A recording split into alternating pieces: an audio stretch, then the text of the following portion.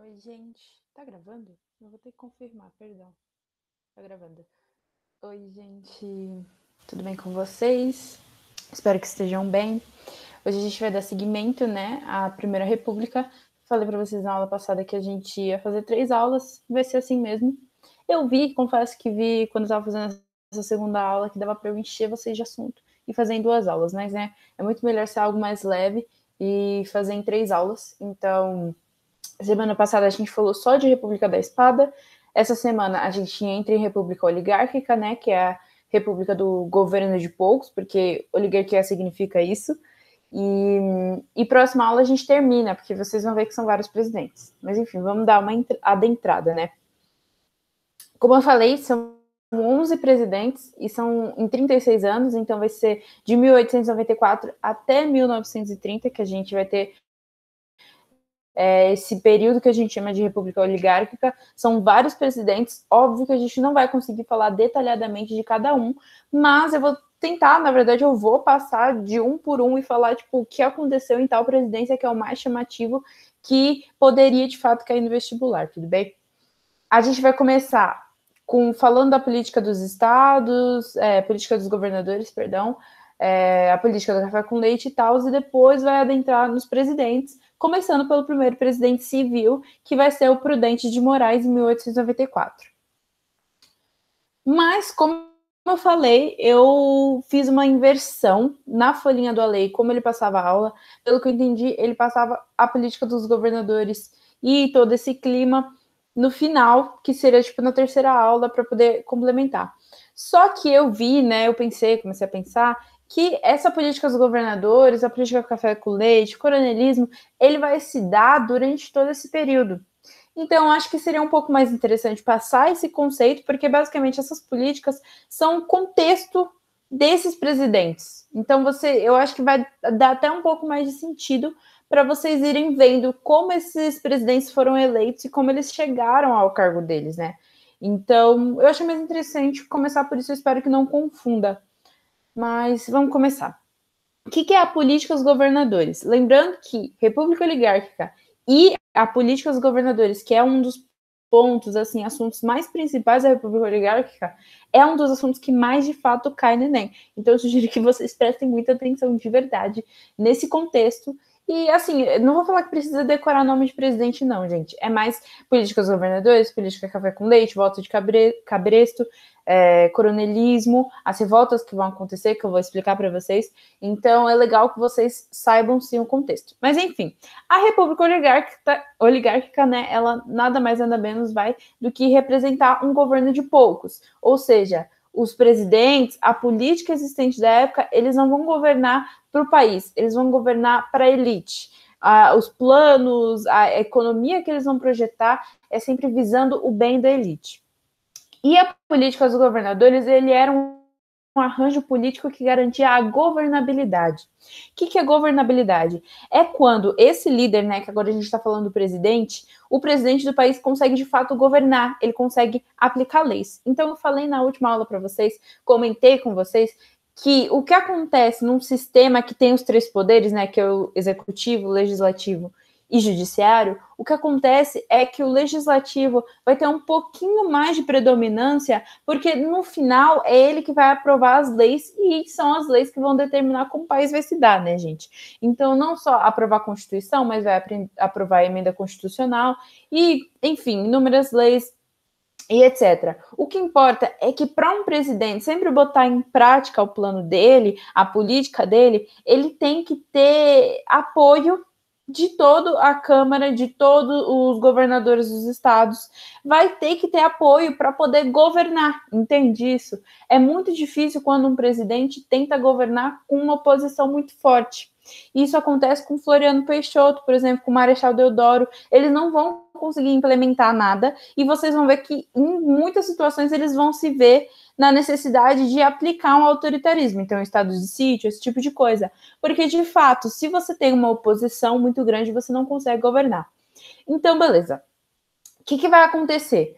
Para que esses presidentes sejam eleitos, vai rolar todo um esquema e todo um projeto mesmo para que eles cheguem lá e não só cheguem lá, mas tenham o apoio de toda essa camada abaixo, né? Dos governadores e dos coronéis. Que Boris Fausto, né, que é o autor de História Concisa do Brasil, que é um livro que eu já recomendei para vocês, vai falar. Boris Fausto, gente, ele cai, essas frases que ele, né, colocou no livro dele, caem em vários vestibulares. Eu vi que o simulado da Unesp que vocês fizeram tinha uma frase do Boris Fausto, então é bem legal você já entrar em contato com algumas frases que vocês já se acostumam, e não só, eu explicando aqui já fica um pouco mais claro do que você vê a primeira vez na prova. Mas, enfim, o que ele fala? O governo central sustentaria, assim, os grupos dominantes dos estados, enquanto estes, em troca, apoiariam a política do presidente da República. Então, o governo central sustentaria os grupos dominantes dos estados, então eles iam apoiar aquela elite do estado, enquanto esses caras que vão estar, né, comandando o estado, vão, em troca, apoiar a política do presidente da República. O que a gente vai falar primeiro? O primeiro órgão que é muito importante, Comissão Verificadora de Poderes. Eles eram um órgão federal que era controlado pelo Congresso. Qual que era a função deles? Eles fiscalizavam as eleições, mas o que acontece no final era institucionalizar fraudes eleitorais. Então, sempre que algum presidente, algum líder do executivo era eleito contra a vontade deles... Ai, gente, um alarme no meu celular, perdão. Mas, enfim... sempre que um presidente, né, que não fosse da oligarquia, que não fosse apoiador ou da elite, fosse eleito, as fraudes eleitorais aconteceriam. Então, tipo, o pessoal, né, que girava, né, nesse cenário ia lá e simplesmente acusava de fraude eleitoral e, obviamente, eles recontavam, fazer algo do tipo, e no final, o que eles queriam que fosse realmente presidente ia ser presidente. Eles garantiam a posse de candidatos eleitos pelos partidos oligárquicos, então qualquer coisa que acontecesse, né, tipo, putz, abuso de poder, qualquer coisa do tipo, algo que fosse contra a lei ou contra a Constituição, eles ainda iam garantir a posse desse candidato eleito, caso fosse do interesse deles, né, pelos partidos oligárquicos, com certeza. Também impedir a posse de candidatos eleitos pela oposição, então, como eu falei, caso algum candidato eleito fosse de fato eleito, ganhasse a eleição, eles iam impedir a posse, alegando fraude eleitoral, por exemplo, qualquer tipo de coisa. E, enfim, era a principal ferramenta para garantir o funcionamento da política dos governadores que a gente está falando. Pode estar um pouco abstrato, gente, mas eu vou mostrar esse esquema para vocês num diagrama certinho. Enfim, quais eram os objetivos da política dos governadores? Reduzir as disputas políticas no âmbito de cada estado, prestigiando os grupos mais fortes. Então, num estado não teria muita competitividade política, não teria muita bipolaridade política, era meio que certo que ia haver um predomínio de tal partido, de tal grupo. Um dos objetivos era chegar a um acordo básico entre a União e os estados, então, realmente, igual eu falei, entrar em consenso com as ideias do presidente da República, então, se ele queria instituir tal política econômica ou qualquer outro tipo de coisa, os estados estariam de acordo com a União Federal ou, enfim, com o presidente da República. E também um dos objetivos era pôr fim à hostilidade existente entre executivo e legislativo. Como eu falei, o legislativo às vezes teria uma oposição maior e por isso o executivo nem sempre conseguiria aplicar na prática o que ele queria de fato fazer, porque no final tudo que ele tenta implementar em termos de lei o legislativo tem que aprovar. Então sempre não, né? Porque nesse momento não vai rolar por causa da política dos governadores, mas sempre rola essa hostilidade entre executivo e legislativo, entre um tentando aplicar o outro sendo contra, e enfim, fica nesse ciclo que a política dos governadores vai finalizar, porque no final estava todo mundo com a mesma ideia, né? Senão você nem sequer seria eleito. Qual que é o resultado? Partido das oligarquias rurais de cada estado sempre ganhava as eleições, então em São Paulo a gente tem os cafeicultores, né? Eles sempre iam ganhar o PRP, que é o Partido Republicano Paulista, tem o PRM, que é o Partido Republicano Mineiro, ia sempre ganhar dentro de Minas, e assim, a oligarquia ia continuar sendo apoiada, né? Eleita em todos os estados. O Congresso Nacional também sempre apoiava as decisões do presidente, dando governabilidade, que como eu falei antes, né? Então, o presidente raramente era barrado pelo Congresso pelas atitudes que ele ia tomar, porque ele era apoiado. Para o Congresso Nacional ser eleito, essas pessoas tiveram que usar favores que vinham das oligarquias, e enfim, ficava naquele ciclo. E isso, né, consolidou o poder político das oligarquias rurais. Então, esse momento é um momento essencial, porque eles já são ricos, mas agora eles vão ter um enorme, né, um gigantesco período de poder político, né, de elite política, né, por parte das oligarquias rurais. Então, vamos para o esquema que eu falei que eu ia mostrar para vocês. O que rolava? Primeiro, vamos nesse cantinho aqui ao direito. São Paulo e Minas Gerais, né, que eram as oligarquias, eu vou explicar sobre a política do café com leite. São Paulo e Minas Gerais, que eram as oligarquias, através dos coronéis, mas vou ir um pouco mais depois, eles garantiam as eleições e eles tinham apoio do Congresso Nacional pelos estados. Então, os estados, que também contavam com as oligarquias, davam favores aos coronéis e os coronéis davam os votos. O que os coronéis faziam? Eles davam favores ou violência para os eleitores que davam seus votos. Vou dar uma repetida. Os eleitores, agora vou ir de baixo, né? Os eleitores daquela região, então o coronelismo vai ter uma relação de clientelismo, vocês vão ver, onde você mora num bairro, ou numa vila, ou até numa cidade pequena, em que vai ter o tal coronel, né, que você pode imaginar como xerife, porque hoje em dia, né, a gente tem mais essa imagem. Mas, enfim, eles vão ter um papel parecido no sentido de que o coronel, ele vai oferecer favores. Então, no final, era o coronel que ia pagar o médico caso alguém da sua família estivesse doente, porque médico não era algo tão acessível assim. Vai pagar a sua cesta básica. Existem inúmeras formas, né? O Brasil estava passando por uma crise, né? Por causa da política de encilhamento que vocês viram. Então, várias formas ele vai assistencializar as pessoas do bairro dele, da vila dele, da cidade dele. Vai ter essa relação de clientelismo. Então, o voto ele vai ser uma moeda de troca em que o coronel vai ter os eleitores como clientes. E ele vai prestar serviços. Óbvio que não era algo tão opcional assim, no sentido de que, eu sou eleitor e eu não quero simplesmente votar nesse cara, eu já tenho dinheiro, comida e tal, ou mesmo assim, não tenho, mas não quero votar nesse cara. Simplesmente recorrer à violência, né? Então, os coronéis, eles aplicavam a violência, né? Porque normalmente coronéis eram ex-militares ou tinham alguma relação até com a Guarda Nacional, então sempre ocorria essa relação de obrigatoriedade mesmo. Enfim, de algum modo ou de outro, os eleitores iam fornecer esse voto, os coronéis iam fornecer esse voto para os governadores do estado ou do presidente mesmo, mas enfim, esses governadores do estado iam ser eleitos e eles iam fornecer favores para os coronéis. Então, sei lá, vocês podem imaginar qualquer tipo de favor político que possa apoiar ou privilegiar o coronel. Então, vamos supor que ele é um cafeicultor, ele tem um grande latifúndio, o governo do estado vai fornecer algum tipo de privilégio, tipo, menos impostos, algum tipo de favor. Esses governadores dos estados que foram eleitos, eles vão dar apoio no Congresso Nacional, né, como eu falei, e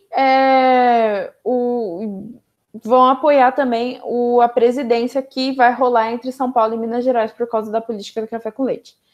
E, de novo, fica aquele ciclo. Tem a setinha indo e tem a setinha voltando do que cada um recebia nessa relação, menos os eleitores, né, que recebiam favores, mas ainda assim estavam sujeitos a essa violência.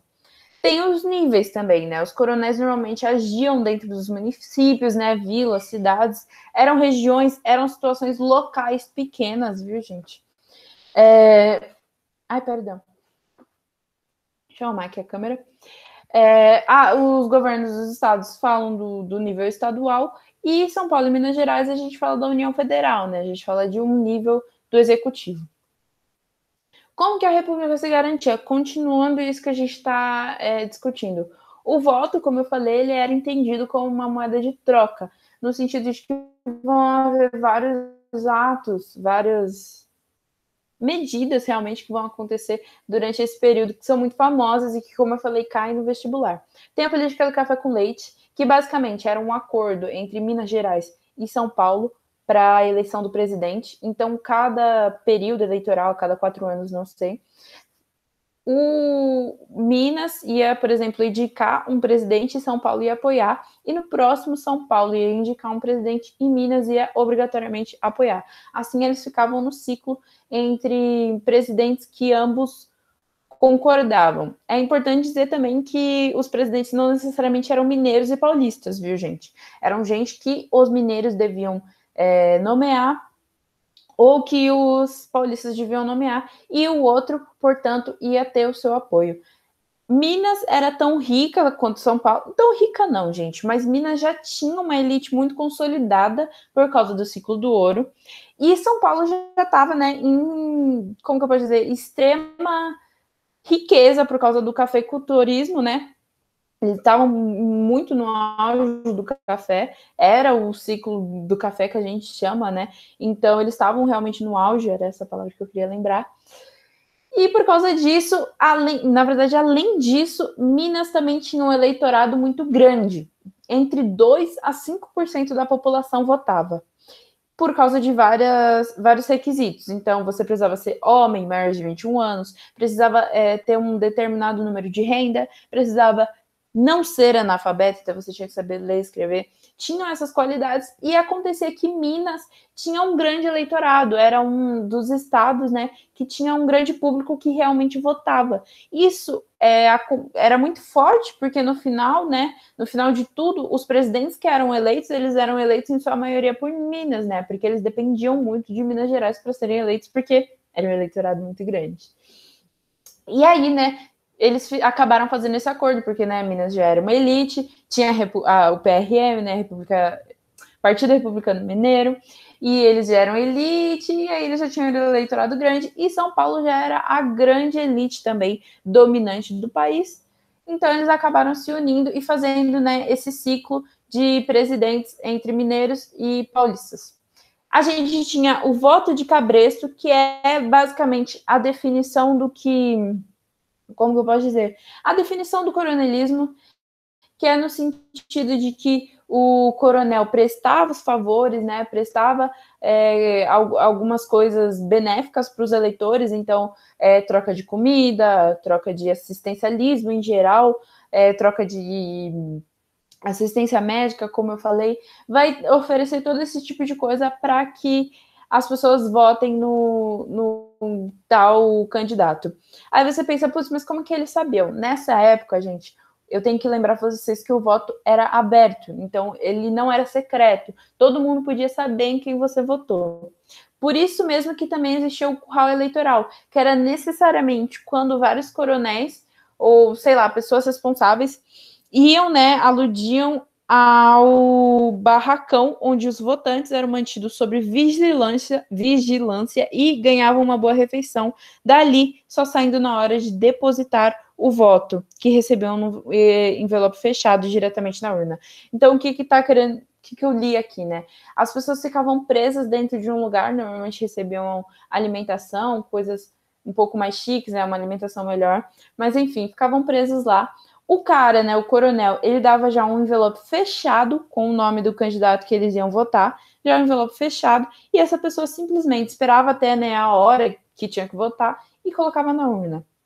Esse era o curral eleitoral. A eleição bico de pena também ocorria muito antes, até da República Oligárquica, ocorreu um pouco no Império, que era basicamente a falsificação de assinaturas, a adulteração de cédulas eleitorais, né? Então, os coronéis iam até o local onde ocorria a votação e tal, e às vezes colocavam um pouco mais de cédula para o candidato que eles estavam apoiando. Esse tipo de coisa acontecia, gente. Enfim, o voto, né, ele era entendido como uma moeda de troca, para reforçar para vocês. E aqui, como eu li, a estabilidade política da República estava garantida por esses 3 procedimentos principais que eu coloquei aí nos slides, que eram o empenho dos governos estaduais em manter o conflito político confinado à esfera regional, então, né, confinado à esfera regional no sentido de municipal, desse ambiente dos coronéis, reconhecimento por parte do governo federal da plena soberania dos estados no exercício da política interna. Então, o que um governador do estado fazia dentro do seu estado era problema dele, o presidente não poderia se envolver, não poderia discordar ou mandar em algo. E manutenção de um processo eleitoral em que, a despeito dos mecanismos políticos que tentavam controlar as disputas locais, fraudes continuavam frequentes, né? Como vocês viram, a eleição de Bico de Pena e a Comissão Verificadora de Poder estava mais para fraudar do que assistencializar ou fiscalizar algum tipo de eleição. Agora a gente vai entrar no Prudente de Moraes e Canudos, né? Que vai ser a guerra de Canudos que vai acontecer dentro do governo dele, por isso a gente vai comentar nessa aula. Vai ser um governo que vai durar de 1894, então realmente logo após a destituição, né, de Floriano Peixoto e a chamada para novas eleições, que agora são diretas. Eu não sei se vocês lembram, mas Marechal Deodoro foi eleito porque a primeira eleição tinha que ser direta, determinada pela Constituição, para que, obviamente, o pessoal do Congresso conseguisse mandar, né, em quem ia ser eleito, pelo menos pela primeira vez, e depois vocês vão ver que também vai continuar mandando. Floriano Peixoto simplesmente era um vice, então ele vai ser, vai ser uma presidência ilegal, e aí logo após Floriano Peixoto, as eleições tinham que ser diretas, né, por determinação da Constituição. Ele vai ser eleito, se eu não me engano, por 270 mil votos a 290 mil votos, e ele vai ser o primeiro presidente civil do Brasil, no sentido de que a gente, né, não vai ter mais presidentes militares como Marechal Deodoro e Floriano Peixoto. Prudente Moraes também era aluno da Sanfran, uma curiosidade aleatória. Mas enfim, as oligarquias capeiras vão assumir o poder, liderado pelo Partido Republicano Paulista, como eu falei. Quais são algumas coisas, né, que acontecem que Prudente Moraes vai implicar?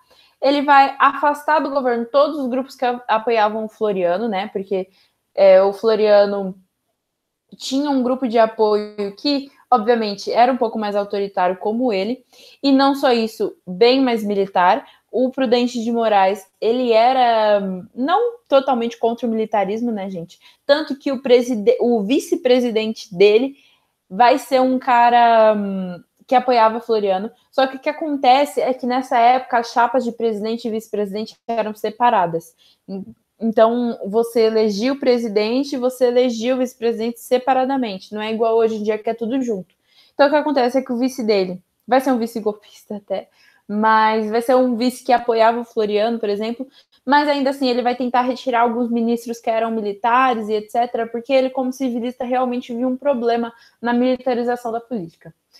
Por isso mesmo, ele vai sofrer forte oposição dos jacobinos, que vai culminar numa tentativa de assassinato.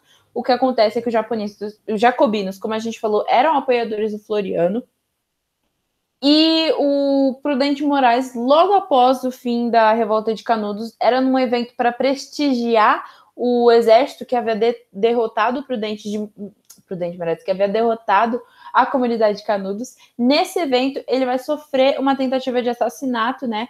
Um cara que era apoiador do Floriano. Dizem que esse cara, né, essa tentativa de assassinato foi organizada pelo vice, né? Mas não é nada confirmado, é suposição. Mas, enfim, ele vai sofrer uma tentativa de assassinato nesse dia. O que acontece é que o ministro da Guerra, o Bittencourt, que era um marechal, ele vai entrar na frente do Prudente Moraes e vai se arriscar, né? Vai salvar o Prudente pela vida dele. Também, Prudente de Moraes vai governar durante uma grave crise econômica, com uma queda acentuada dos preços mundiais do café. Então, isso já começa a ser ruim, né? Porque vamos supor que algo que valia R$5 agora vai começar a valer 3, e isso vai diminuir não só o dinheiro. Quando diminui o dinheiro da elite, vai diminuir o dinheiro do resto da população. E, portanto, uma redução drástica do ingresso de divisas, que são moedas usadas para o pagamento de dívidas. Então, vocês estão vendo que há muito tempo o Império estava se endividando bastante com a Inglaterra e, óbvio, que não se tornando uma república, eles não iam deixar de dever à Inglaterra. Então, essas moedas que eles usavam para pagar a Inglaterra, né, vai começar a diminuir. E aí vai rolar, né, obviamente, a impossibilidade de pagar essa dívida externa que eles estavam tendo. E vocês vão ver como isso vai se resolver só no próximo governo, que vai ser o de Campos Salles, que também vai ficar na próxima aula. Mas, enfim, vai ter uma crescente déficit pública, que é o fato de que simplesmente as despesas vão ser maiores do que a receita, do que o lucro. E o governo vai continuar com aquela política de emitir moeda. Então, isso vai gerar uma inflação ascendente e uma desvalorização cambial, né? Então, tipo, o real vai ser desvalorizado internacionalmente, que é muito ruim. E é assim que vai se dar o governo de Prudente de Moraes. Ele vai liderar, né? Vai assumir o cargo em 1894, vai terminar em 1898.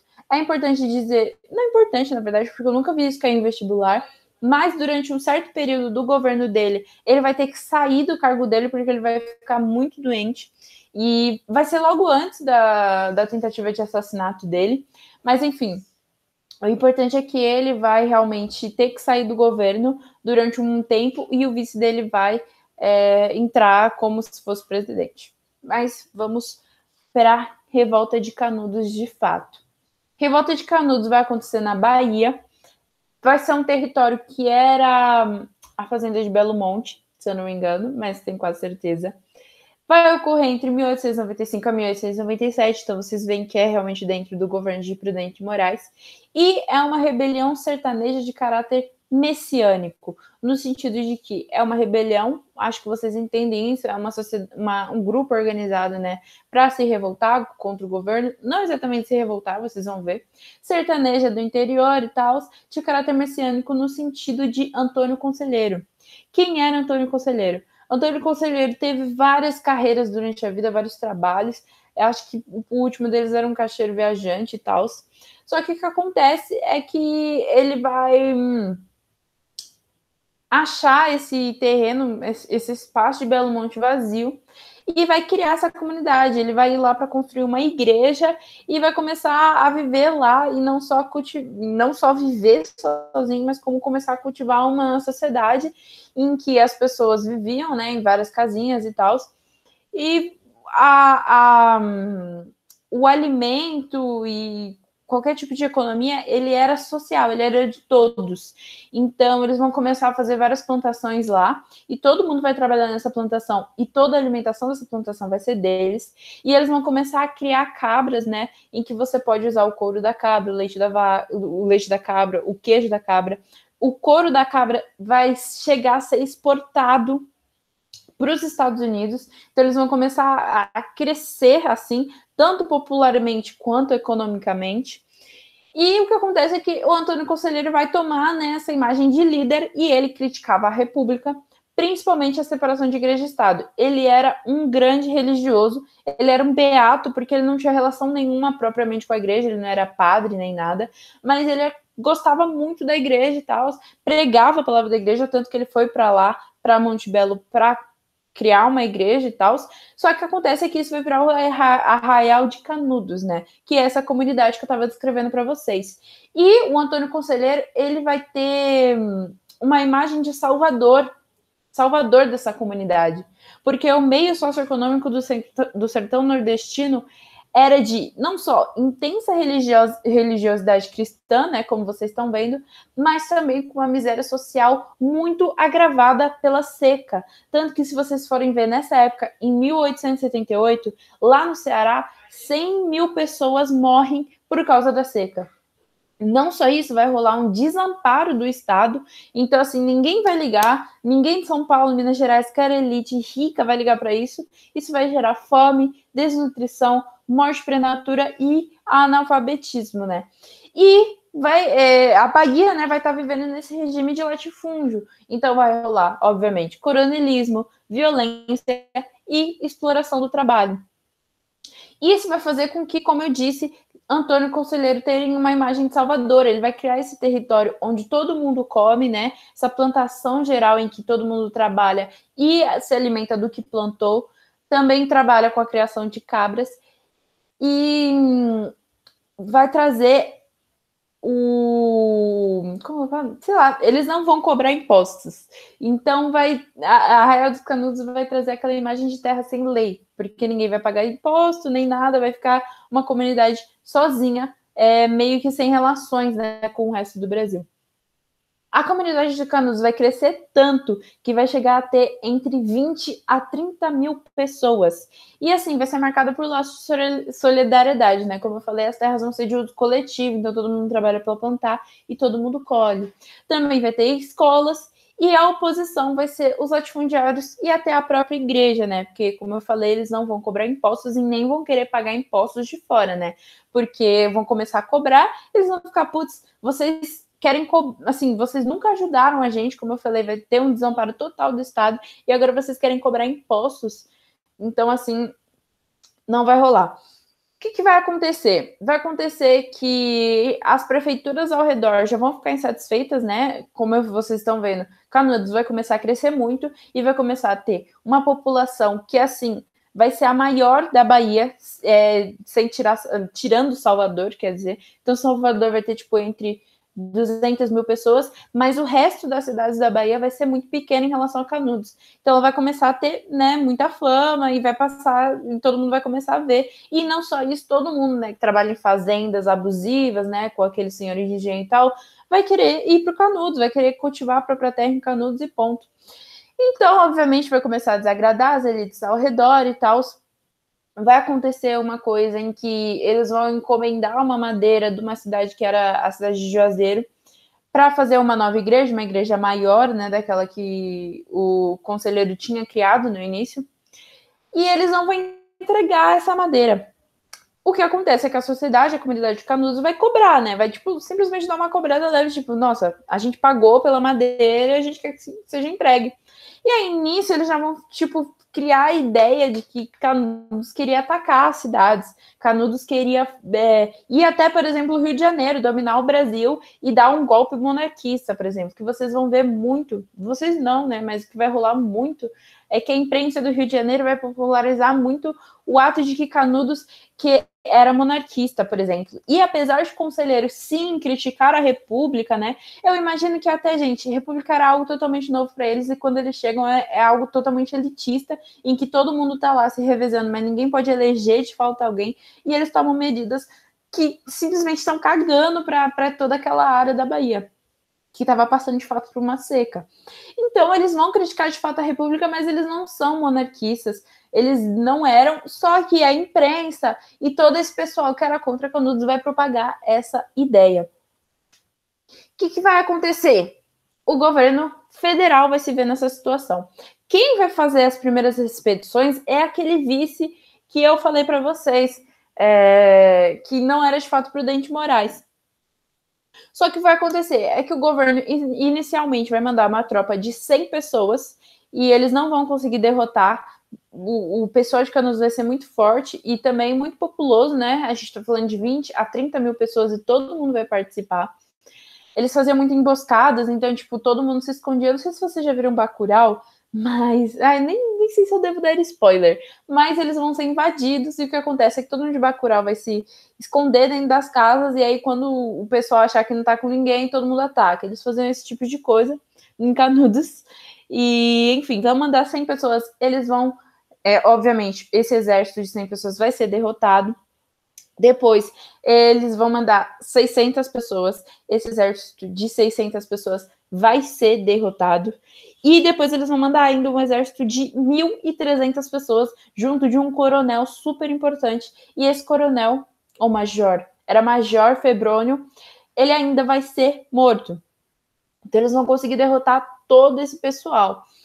Aí, logo isso, né, todas essas tropas são tropas lideradas ordenadas, né, pelo vice, mas aí logo após isso Prudente vai voltar. E Prudente vai se ver nessa situação em que toda a imprensa chamava ele de prudente demais, porque, né, não estava rolando nada, ninguém estava conseguindo derrotar ninguém, o que eles iam fazer? E aí ele, né, vai ter que fazer, putz, eu vou ter que mandar a quarta expedição. A quarta expedição vai ir 10 mil pessoas, Não só isso, vai junto com o ministro da Guerra, que eu falei antes para vocês, coitado, ele vai morrer logo após isso. Mas enfim, vai o ministro da Guerra, que é o Bittencourt, ele era tipo um major, esse era o major, eu acho. Enfim, gente. Ele era super importante, ele era o ministro da Guerra. E não só isso, vai, por exemplo, eles vão mandar um canhão para Canudos, que chamava Matadeira, e também vai, e acompanhando, vai um cara muito famoso hoje em dia na literatura, que se chama Euclides da Cunha. Ele acreditava ir lá para ver essa derrota, né, essa guerra contra os monarquistas, né, contra esse pessoal anti-república e tal, tudo isso, esse pessoal agressivo que queria dar um golpe na república.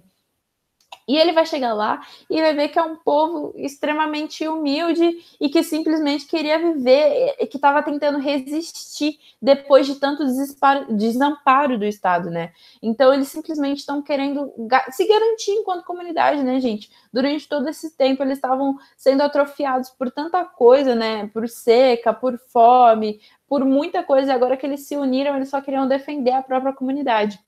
Mas, enfim, a última expedição vai dizimar a comunidade, então vai ser um total massacre. Quem sobrasse ia ser morto, foi degolado de fato, e assim, mais ou menos 20 mil pessoas morreram do conflito. Se eu não me engano, dentre essas 10 mil pessoas, 4 mil pessoas vão morrer do exército, vão sobrar 6 mil, mas essas 6 mil vão sobrar para ver todo o massacre de Canudos.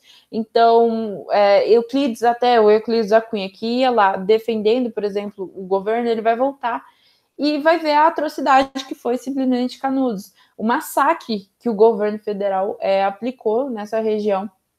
E ele vai voltar e vai escrever Os Sertões, que eu nem lembro a frase certinha, tem uma frase dos Sertões aí, mas logo de início ele fala que, tipo, Canudos não foi algo simples, foi um massacre, e a gente deve denunciar, então vamos denunciar. E é assim que ele escreve o livro vai ser muito famoso dentro do Brasil, é uma referência de literatura, não só dentro do Brasil, como internacionalmente, e assim, é realmente uma grande descrição. Sugiro que quando vocês passarem do ano de vestibular, leiam, porque é muito bom. Mas, enfim, tem esse texto que é muito definidor, né? Eu achei muito interessante, que é Canudos não se rendeu. Exemplo único em toda a história, resistiu até o esgotamento completo. Caiu no dia 5 ao entardecer, quando caíram seus últimos defensores, que todos morreram.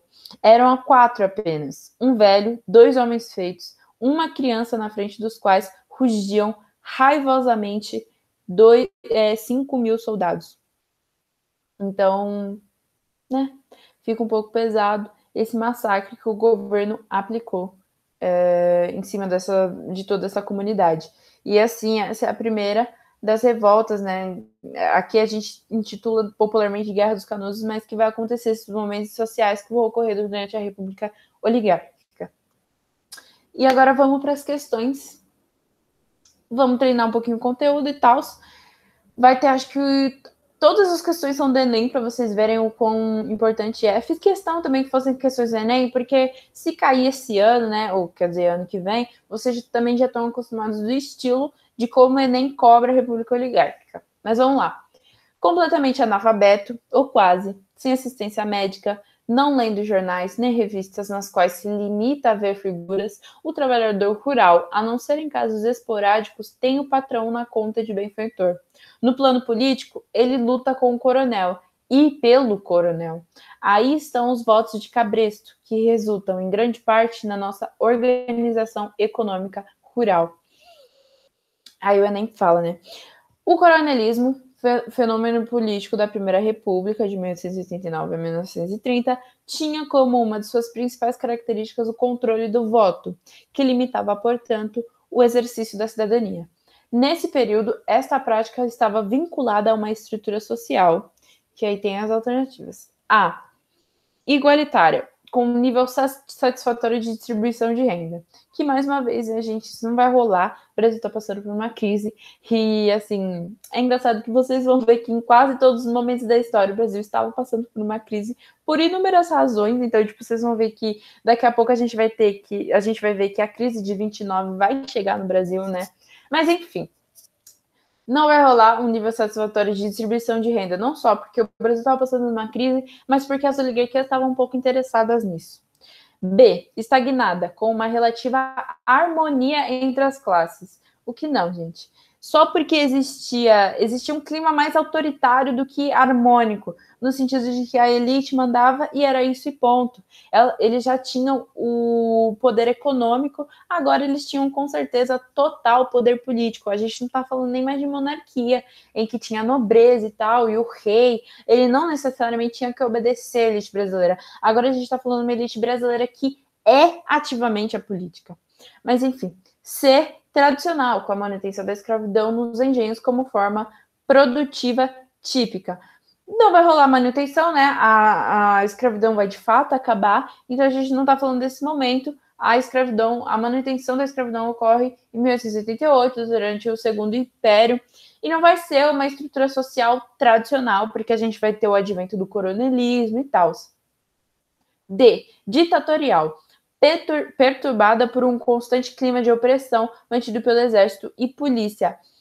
Isso pode ser um pouco confuso para quem está lendo, né? Porque pode falar, putz, exército, e a gente teve a República da Espada e tal, mas vocês veem que a República da Espada é extremamente menor comparado à República Oligárquica.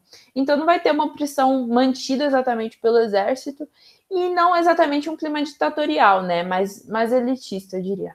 E aí, né, que vocês estão vendo, né, portanto, que a certa é agrária, estrutura social agrária, marcada pela concentração de terra e poder político local e regional. Que a concentração de terra, a gente fala dos latifúndios, dos grandes proprietários, que, portanto, eram os coronéis que detinham esse poder político local e regional.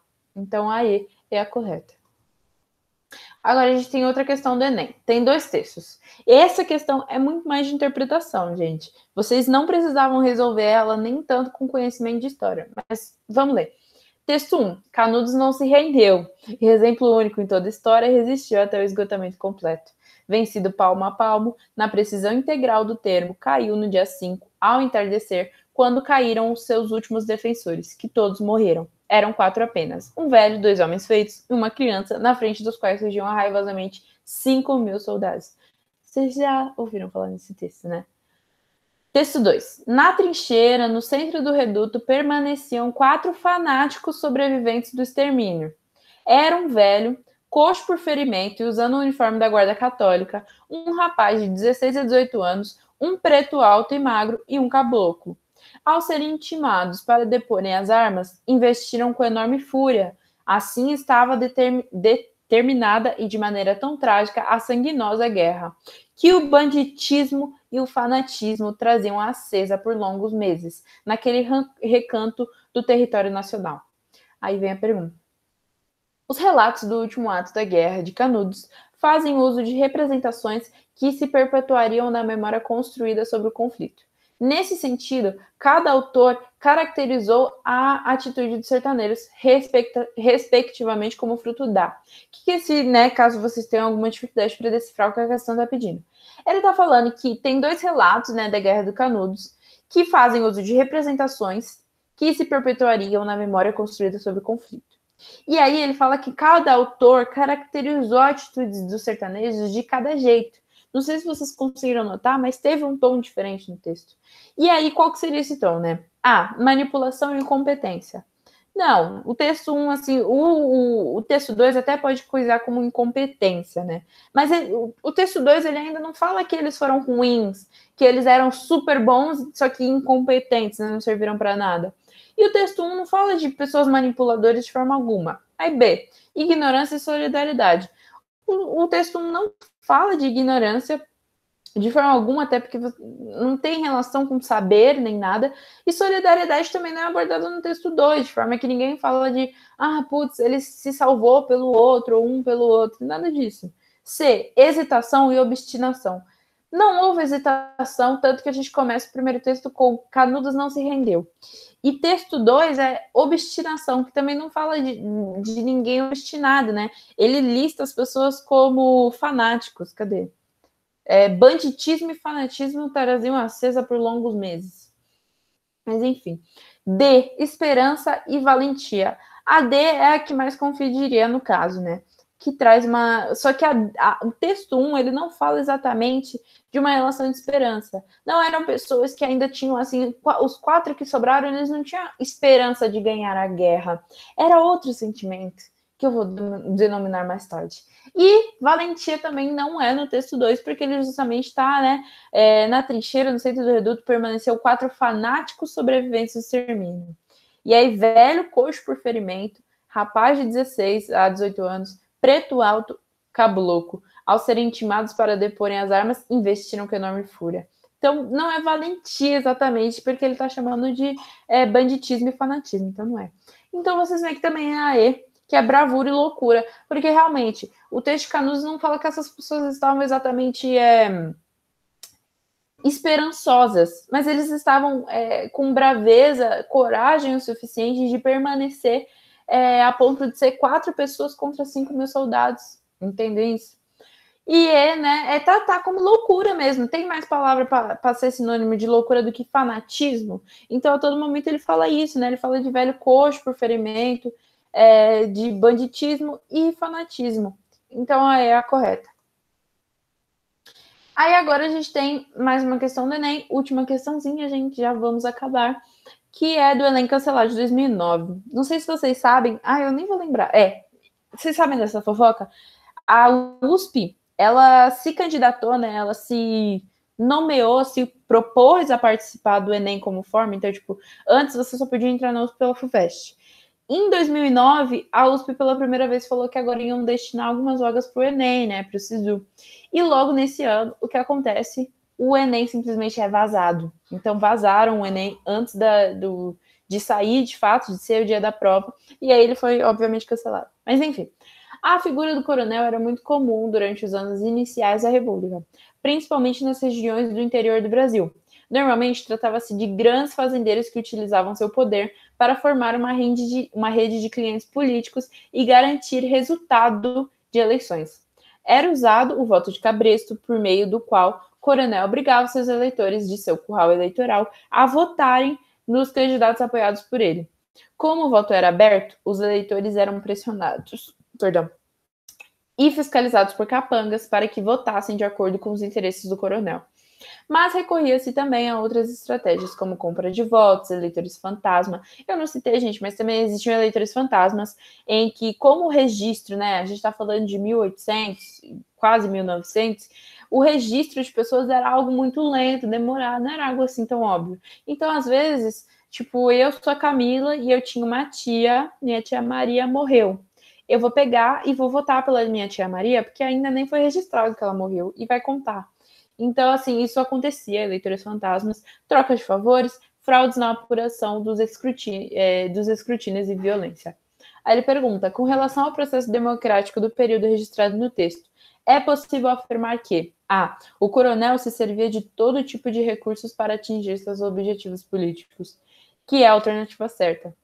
A está extremamente correta, que é o coronel ele recorria a todos os recursos para atingir os objetivos políticos dele de fato. Então, como eu falei, ou ele fornecia favores, né, assistência médica, comida e tal, ou ele agia violentamente, né? Então, colocava as pessoas em curral, né, se sentiam encurraladas de fato, e assim, tudo para garantir os objetivos políticos deles, que iam ser cumpridos pelos estados, e os estados iam fornecer apoio, né, da presidência, e não só receber favores também. E ia ficar nesse ciclo, como vocês viram.